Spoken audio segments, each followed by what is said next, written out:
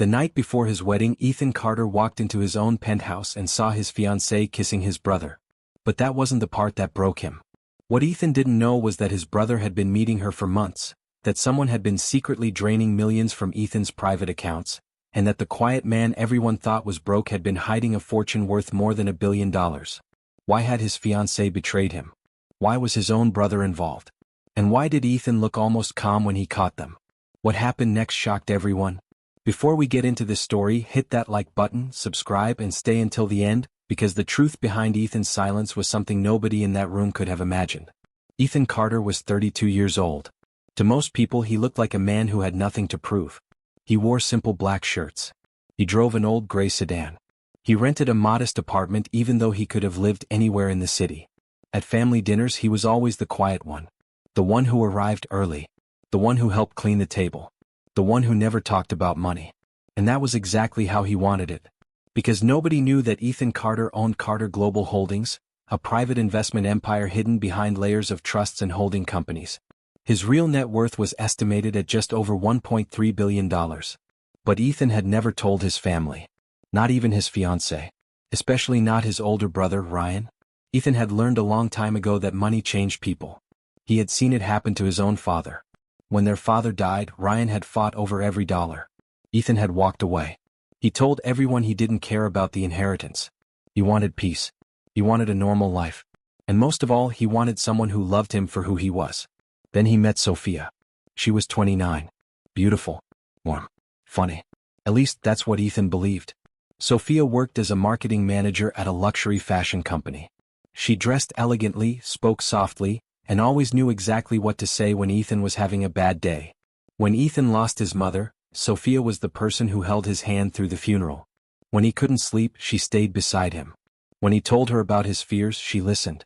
So when Ethan proposed, he believed he had finally found the one thing money could never buy. A family. A home. A future. But there was one thing Ethan never told Sophia. He had spent years testing people. Not because he enjoyed deceiving them. Because he was terrified of being loved only because of his money. And that fear had started with one painful memory.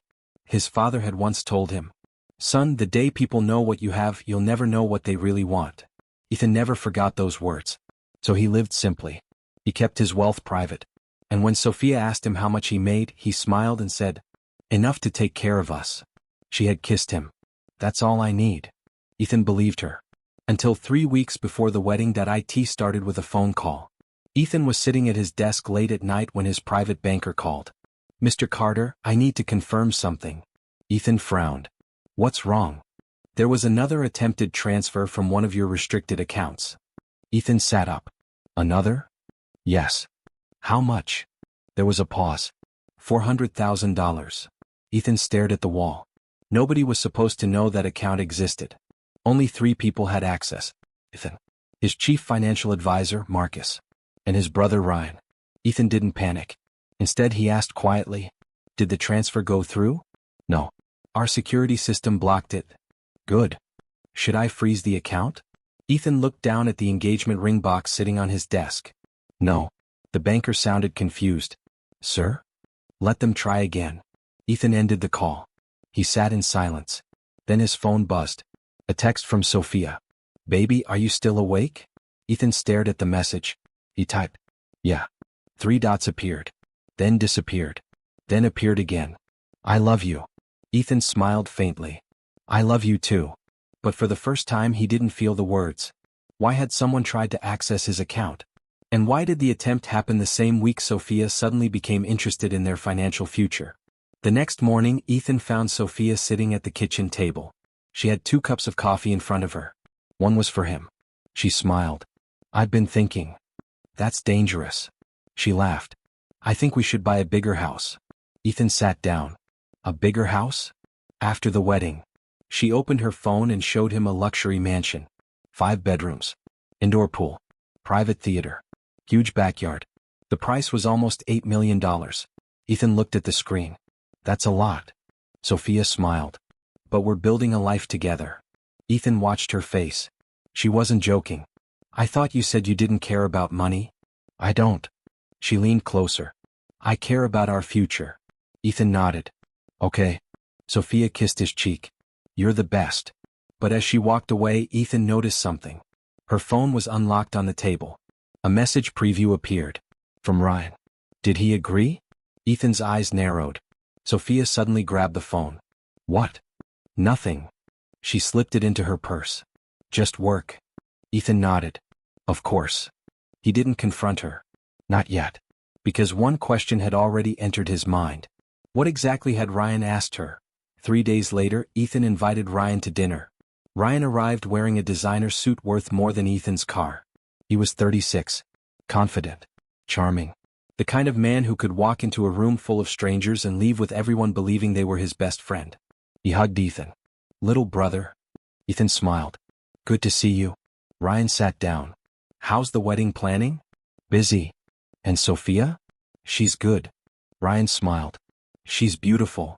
Ethan watched him carefully. Yeah. The waiter brought their drinks. Ryan raised his glass. To family. Ethan raised his. To family. Their glasses touched. But Ethan noticed something. Ryan's hand was shaking. Only slightly. But it was there. Ethan leaned back. Everything okay? Ryan laughed. Why wouldn't it be? You tell me. Ryan took a sip. I'm just tired. Then his phone buzzed. He looked at it. His expression changed. For half a second. Fear. Then he turned the phone face down. Ethan said nothing. The dinner continued. But when Ryan left, Ethan asked the waiter to bring him the bill. His phone buzzed.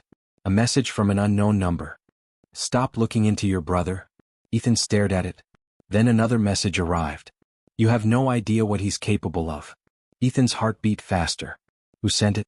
And more importantly, what were they trying to protect? That night, Ethan went home early. Sophia wasn't there. He called her. No answer. He waited.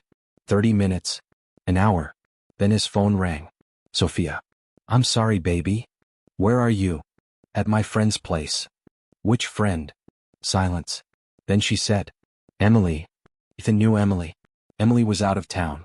He checked the location of Sophia's car. It was 6 miles away. At Ryan's private club. Ethan stared at the screen. He didn't feel anger. Not yet. He felt something worse. Disappointment. He grabbed his keys. Ryan's club had a private entrance. Ethan had access. He walked through the hallway. No security stopped him. At the end of the corridor was a closed door. He heard voices. Sophia. Then Ryan. Ethan stopped. He couldn't hear every word. But he heard enough. Sophia whispered. What if he finds out?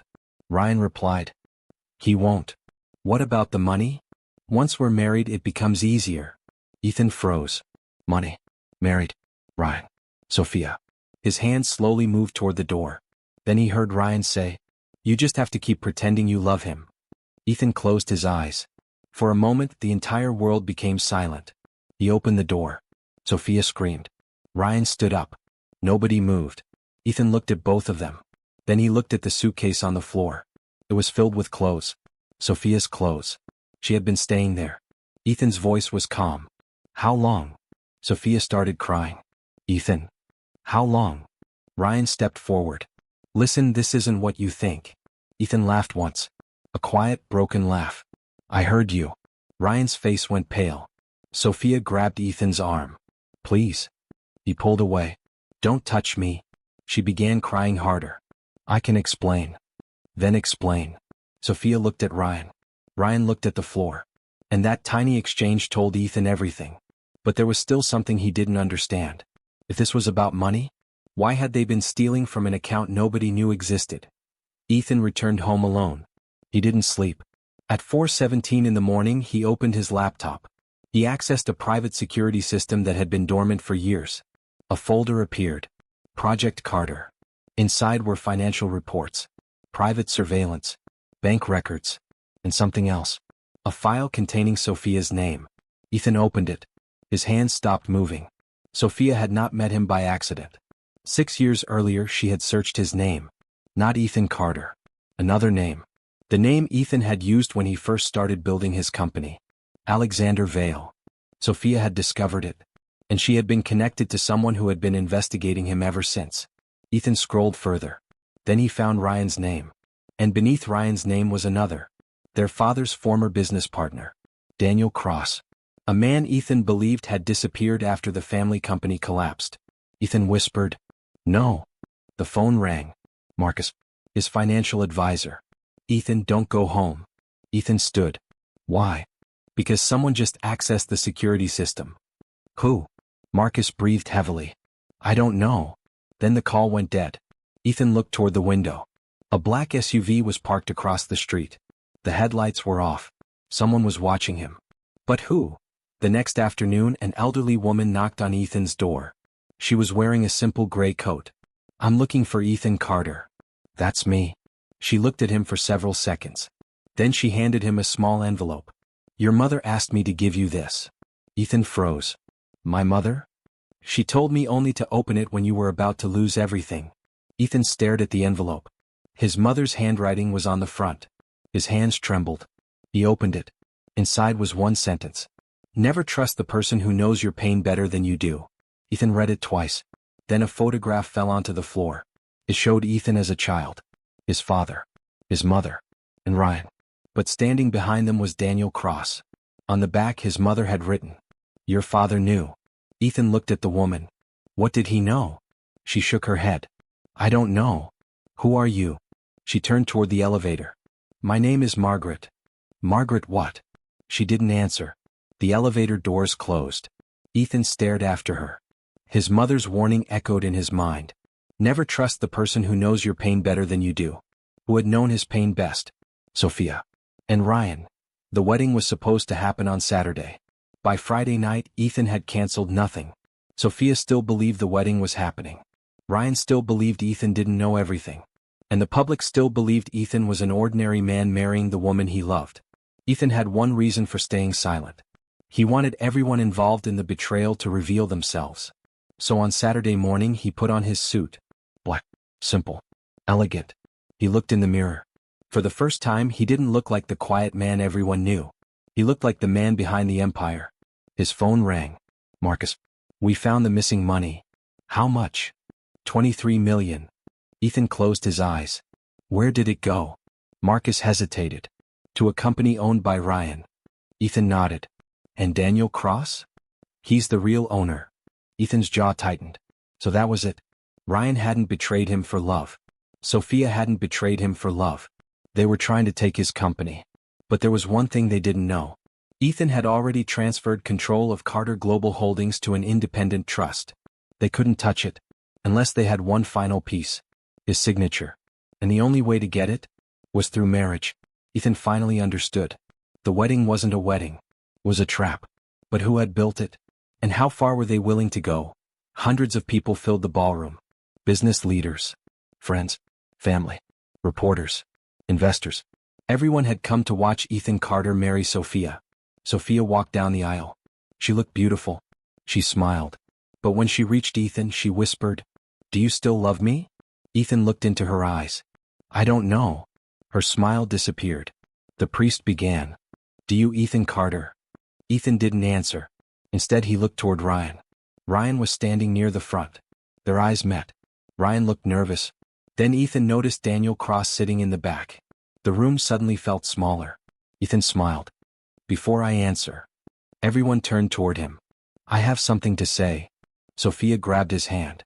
Ethan, please. He gently pulled away. Not anymore. The room went silent. Ethan walked to the center of the stage. A screen behind him turned on. The first image appeared. Ryan. Entering a bank. The next. Sophia meeting Daniel Cross. Then another. A wire transfer. $23 million. Whispers spread through the room. Sophia covered her mouth. Ryan stood. Turn that off. Ethan looked at him. Why? Because you don't understand. Ethan smiled. I understand everything. Ryan rushed toward the stage. Security blocked him. Daniel stood up. You have no idea what you're doing. Ethan turned toward him. Actually, Daniel? He paused. I know exactly who you are. The room went silent. Then Ethan said the words nobody expected. My name isn't just Ethan Carter. A large logo appeared on the screen. Carter Global Holdings. The audience gasped. Ethan looked at the crowd. For the last 10 years, I've been the majority owner of this company. A reporter shouted. How much is it worth? Ethan answered calmly. More than $1 billion. The room exploded. Sophia stared at him. Ryan looked like the floor had disappeared beneath his feet. You lied to me, Sophia whispered. Ethan looked at her. No. He took a slow breath. I gave you a chance to love me without knowing what I had. Sophia began crying. But I loved you. Ethan's eyes became wet. You loved the life you thought I could give you. She shook her head. No. Ethan pointed toward the screen. Then why did you send him this? A private message appeared. Sophia had written to Ryan. Once I'm married to Ethan, everything becomes ours. Sophia collapsed into the chair. The room became silent. But Ethan wasn't finished. He turned toward Ryan. You weren't trying to steal my money. Ryan looked confused. What? You were trying to take control of the company. Ryan's face changed. Ethan continued. You needed Sophia to marry me. Then Ethan looked at Daniel. And you needed Ryan to convince her. Daniel slowly sat down. Ethan's voice became colder. But none of you knew something. The screen changed. A photograph appeared. Their father. Standing beside Daniel. Then another document appeared. Their father's original will. The room became silent. Ethan said, My father knew Daniel was stealing from the company. Ryan stared at the screen. No. Yes. Ethan looked at his brother. And Dad didn't leave you the company because he didn't trust you. Ryan shook his head. That's a lie. Ethan's voice softened. He left you something else. A second document appeared. Ryan had inherited the family house. And a trust worth $5 million. But there was a condition. Ryan had to stay out of Carter Global Holdings. He had broken that condition. And now the trust was gone. Ryan fell into a chair. You knew. Ethan nodded. For years. Ryan looked at him. Why didn't you tell me? Ethan's eyes filled with tears. Because you were my brother. That sentence hit harder than anything else. Ryan covered his face. For the first time in years, the confident older brother disappeared. He was just a man who had made terrible choices. I was jealous, Ryan whispered. Ethan didn't move. I hated that Dad trusted you. Ethan swallowed. You could have talked to me. Ryan looked up. I thought you had everything. Ethan shook his head. I didn't. What did you want? Ethan looked toward Sophia. Then toward the empty chair where his mother used to sit during family gatherings. I wanted my family. Silence. Sophia began sobbing. Ethan's voice cracked. And you took that from me. Just when everyone thought it was over, the doors opened. Margaret walked into the ballroom. Ethan froze. She approached the stage. Then she looked at Ethan. I'm sorry it took so long. Ethan whispered. Who are you? She looked around the room. I worked for your father. Then she turned toward Ryan. And I saw everything. Daniel stood immediately. Get her out of here. Margaret didn't move. I saw Daniel manipulate your father. She looked at Ryan. I saw him convince you that Ethan stole your future. Ryan's face dropped. And I saw Sophia meet Daniel. Sophia whispered. That's not true. Margaret looked at her. I have the recordings. The room went silent again. The final pieces fell into place. Sophia hadn't planned everything. Ryan hadn't either. Daniel had manipulated them both. He had convinced Ryan that Ethan had stolen the family fortune. He had convinced Sophia that Ethan was secretly rich and controlling. And he had promised both of them something. A place in the empire. If they helped him take it. Daniel was arrested that night. Ryan was taken into custody for financial crimes. Sophia was left alone in the ballroom. And Ethan? He walked away from the stage. The wedding never happened. But Ethan didn't disappear. He went back to the same apartment. He drove the same old car. He wore the same simple clothes. Except now, everyone knew who he was. Reporters waited outside his office. Business magazines called him mysterious. People online called him a genius. But Ethan didn't care. Because the biggest change in his life wasn't his public identity. It was what happened inside his family. Ryan eventually accepted responsibility. He returned the money he could. He testified against Daniel. And Ethan visited him once. They sat across from each other in a quiet room. Ryan looked older. I don't expect you to forgive me. Ethan nodded. Good. Ryan looked down. But I hope one day you can. Ethan was silent. Then he stood. I don't know. He walked toward the door. Then stopped. Maybe. Ryan looked up. Ethan turned around. But you're still my brother. Ryan's eyes filled with tears. For the first time, neither man said anything. They didn't need to. Some wounds don't disappear in one conversation. But sometimes, healing starts with one. A year later, Ethan opened a small foundation in his mother's name. It helped families who had lost everything. At the opening ceremony, Ethan stood in front of hundreds of people. A little girl approached him. "Are you really a billionaire?" Ethan laughed. "Who told you that?" "Everybody." She smiled. "Are you happy?" Ethan looked at her. Then he looked at the building. At the families inside. At the people his foundation had helped. And he smiled. "Now I am." The girl ran away. Ethan stood quietly. He finally understood something his father had never been able to teach him. Money could protect your future. It could open doors. It could expose betrayal. But it could never buy loyalty. And sometimes, the greatest wealth wasn't the number in your bank account. It was having one person beside you who loved you when they thought you had nothing. Ethan had spent years hiding his fortune because he was afraid people would love his money. In the end, the betrayal taught him something even more important. You don't discover who truly loves you when you become successful. You discover it when success disappears from the room. Because when everything is stripped away, the only thing left is character. And that is something no billionaire can buy. So if there's one lesson from Ethan's story, it's this. Don't be afraid to walk away from people who only value what you can give them. Sometimes losing the wrong people is the first step toward finding your real family. And sometimes, the person everyone thinks has nothing is the person who has been quietly holding everything together all along.